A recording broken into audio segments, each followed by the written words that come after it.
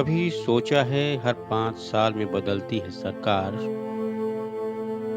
लेकिन नहीं बदलती उस गरीब की तकदीर, जिसके घर का चूल्हा अब भी ठंडा है, जिसके बच्चे अब भी बेरोज़गारी में डूबे हैं और जिसके सपनों का वज़न हर चुनाव में एक नई घोषणा पत्थर के नीचे दब जाता है। वादे हर बार वही, चेहरे नए और उम्मीदें फिर वही टूटी हुई।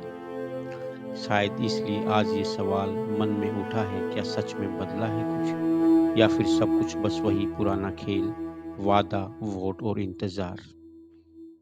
देखते हैं, इस कविता को सुनते हैं। बड़ा गुस्सा आता है जब 5 साल बाद कोई नेता आता है, किसी के घर हाथ में चमकता घोषणा पत्र लेकर और कहता है अब की बार मेरी सरकार और तुम ही बनोगे जनता के ठेकेदार। नई नई नई नहीं, ये पुरानी रीति है, दशकों से यही खेल चलता आया है।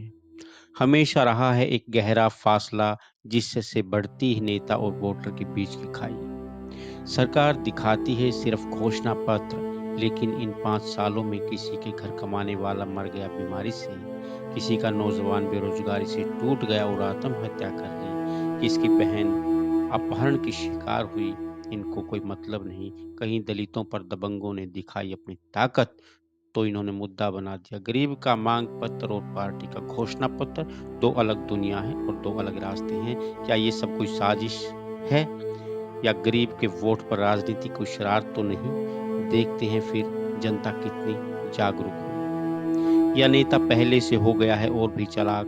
क्या नए चमकते घोषणा पत्र से फिर लुभा ली जाएगी जनता, या एहसास दिलाने में कामयाब होगी नेता को?